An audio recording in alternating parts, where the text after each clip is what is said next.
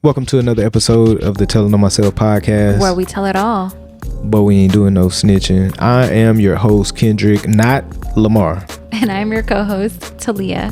Do not forget to like, comment, and subscribe so you do not miss future episodes. And I think we got a good one coming up for you, so hope you enjoy. I done made the mistake of trying to partner with people whom I should have really only hired to do specific jobs. Mm-hmm. The common denominator is that like they all had particular skill sets, for a specific job. It's just that they lacked the professionalism needed to actually run a business. Yeah. You know what I'm saying? Yeah. Not everybody can just run a business. Like you could do a thing, you could do a job, how right. to do yeah. Total difference. Yeah. Not to mention, because I can't necessarily go without saying this part. I mean, I'm bringing the job itself to the table. Mm-hmm. I'm providing all the money. I'm providing all the resources. So when it comes to, let's just say like this business that I'm trying to create and I'm trying to start these different partnerships, it's not as if we were both carrying equal weight.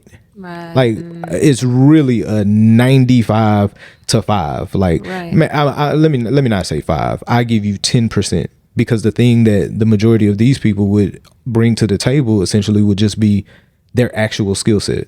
Yep. That's it. Yep. But it takes a whole lot more to run a business. Like there has to be a level of professionalism. You know what I'm saying? If you want to run a successful business, at least. Exactly. It takes more than just doing the skill or the thing to have a successful business. Like you have to bring, there's so many moving parts of, customer service skills, budgets, project managing. How is this project going to go from start to finish? All of those things is what's going to make your business either sink or swim. Right.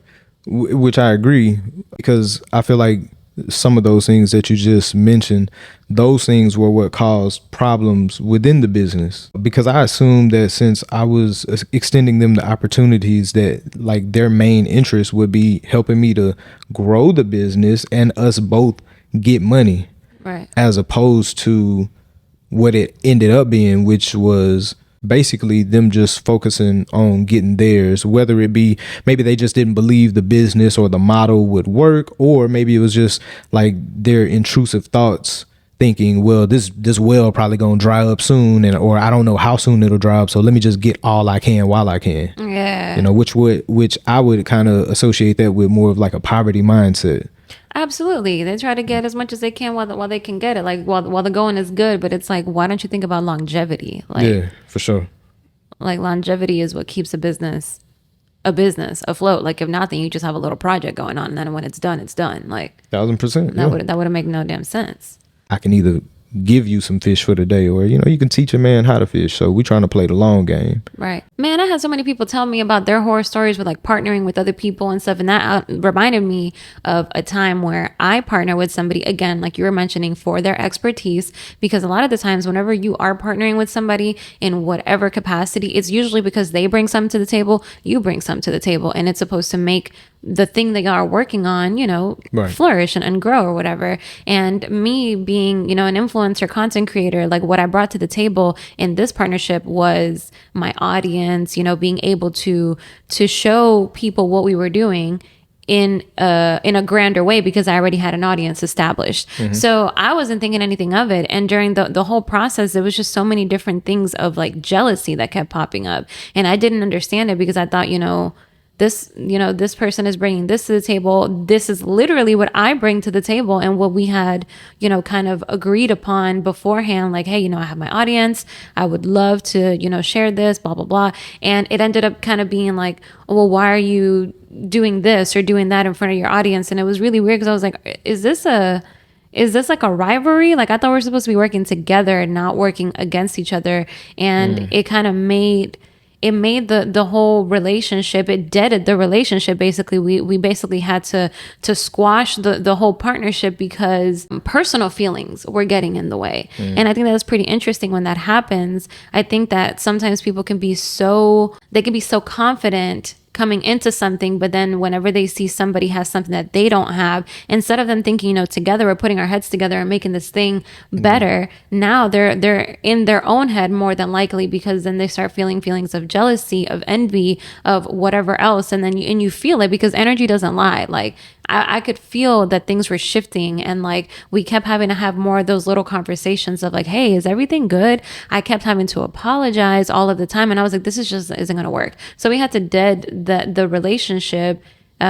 And it was kind of sad, because I was pretty excited. Anytime that I partner with anybody for anything, I'm always excited to see what it could be, and it's always sad whenever it ends up into a dead relationship. So it is pretty interesting how you can start to take things personal in a business relationship. Like when I think about just one of my examples, like previously mentioned, I was the one that started to take things personal, because I took it from the vantage point that I'm trying to help you out with utilizing your skill set in a way that we can collaborate and we can make something bigger than us. Right. And not to mention, it probably had to do with the fact that one of the people that I was trying to collaborate with, we had been friends for a long time. And because of our previous friendship, that was really the reason why I decided to give him the opportunity just on the business side.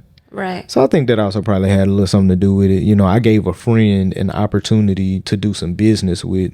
It didn't work out for one reason or another. And low key, I was kind of agitated that it didn't work out, because it's like, bruh, I'm providing everything. Like, why wouldn't you just try to be a team player just to, get to the coins with me? Right. And, you can evolve and expand from there.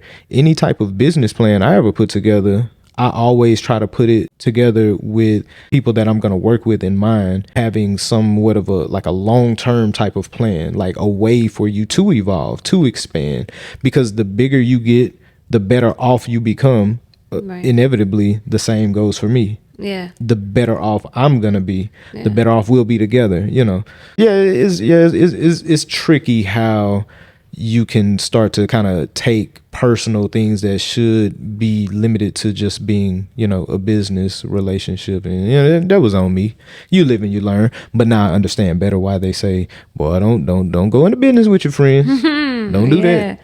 Man, and having friends too, like that you've been friends with for a long time too, it always makes it even hurts even more, because you're like, man, like what we've been through, where we come from, and like now we're trying to like come up together, and like you're making this harder than it should be. You're not, you don't have all the tools, you don't have all the things, and I'm providing it. And like you think that they would see that angle, but they usually don't. They come for self-preservation, and they, like you said, they'll try to milk a situation as much as they can in order to get out of there with the money that they think they're going to make. But either way, having friends, partnering with friends, and even just like friendships in general, like I had a few friendships where those relationships are now dead, and they were one of my longest relationships. And I think it started happening when I started elevating in life. You see, people want to see you do good, they want to see you do well, but they don't want to see you doing better than them. And that stands true no matter how.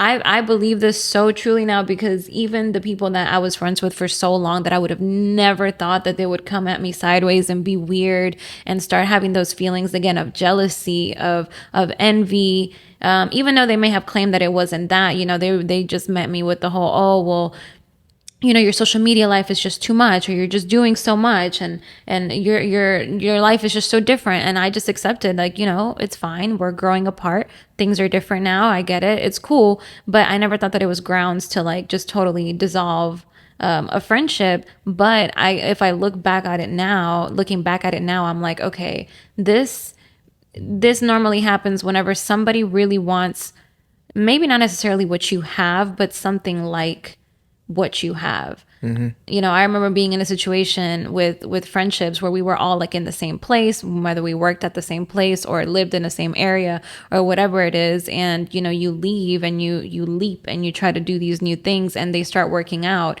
And then now it's like, oh, well, now you've changed. But it's like, would you expect me to stay the same, to like just never evolve, to never, like I'm not the same person that I was not even a year ago. So why would I be the same person? Did you become like a worse person in general? Like when you say change and evolve, like was there any negative things associated with your change or something? I don't believe so. I think if anything, I think I've gotten more mature. I think I've gotten more emotionally intelligent. I don't claim to be perfect by any means, but I feel like I am a much more well-rounded person now, especially because leaping requires a lot of failing forward. Like I failed at so many things and so many times. How many businesses have we not ventured into? Like, we're serial entrepreneurs, and like real estate and social media has, been really like our bread and butter. Like, that's been the things that have worked out for us, but we've had a trash valet company before. We've had turning units.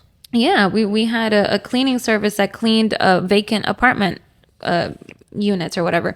At apartments that were not in the best of conditions, not even close. Boy, it was some nasty stuff. Man, somebody had like a liver in a refrigerator. Like, bro, is that for a human? Where you get that liver from?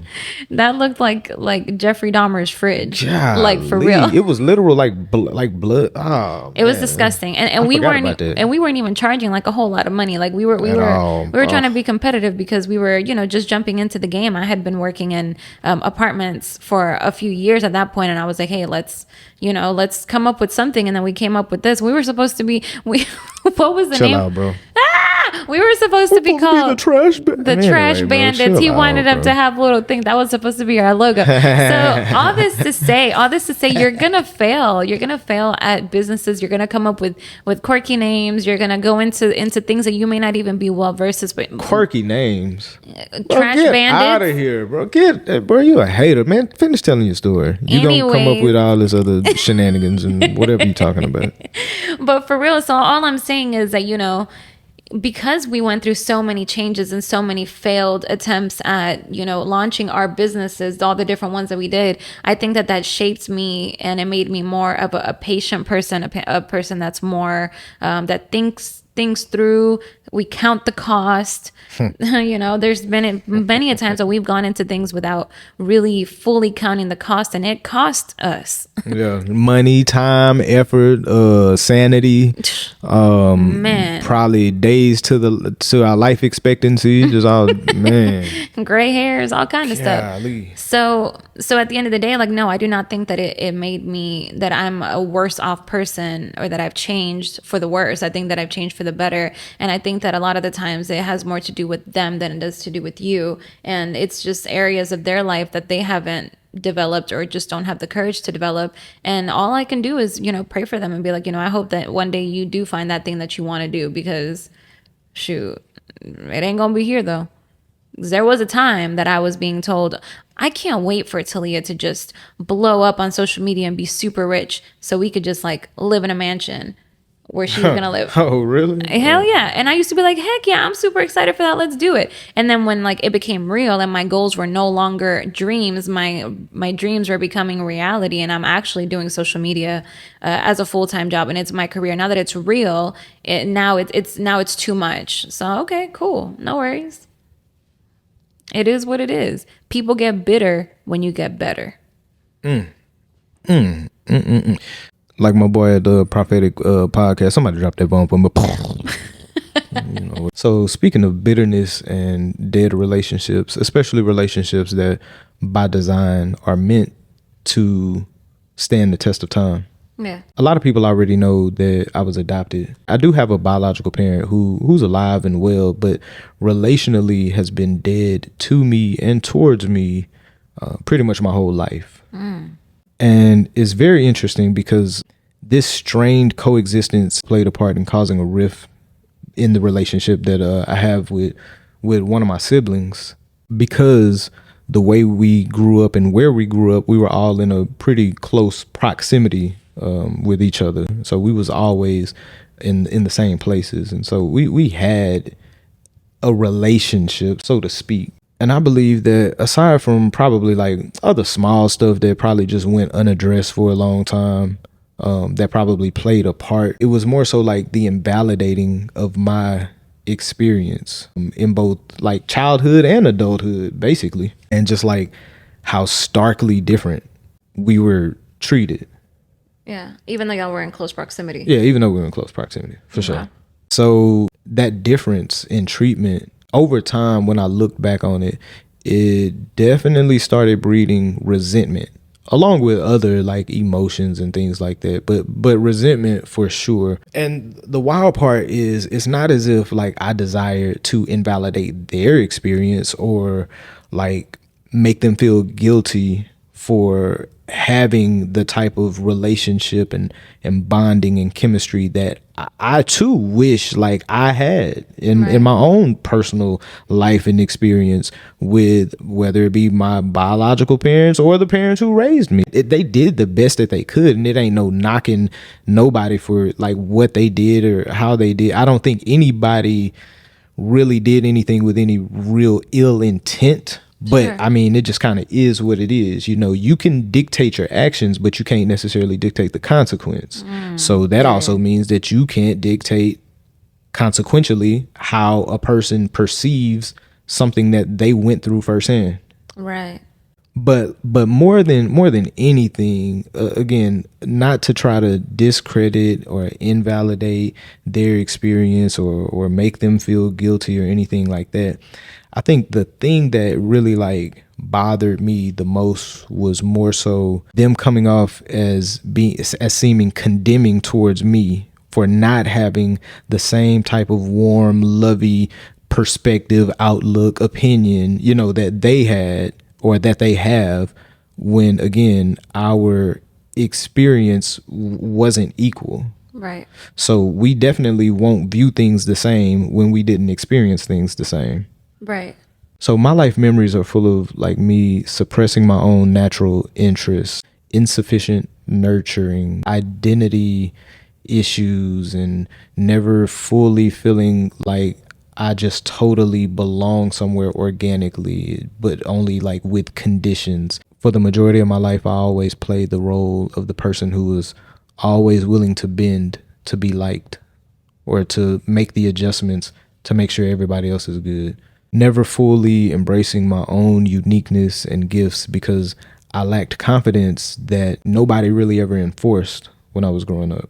So that positive reinforcement that I think that I was looking for as a kid, it did come eventually. I moved to Dallas at 18, and one of my biggest goals was to move to a different place that was semi far away from where I came from and figure out a way to build a life for myself that would just be totally different from the life that I experienced. I think that also drove my affinity towards kids, especially doing like volunteer work, because somewhere deep down, I always, I guess, had a desire to kind of play the role of the person that I wish I would have had when I was coming up. Somebody that would have just took the time to really get to know me and get to know the things that I like, and to say, nah, bro, like it's okay to be you. And I want to help you discover like who you are so that you can make a greater contribution to the world as a whole, instead of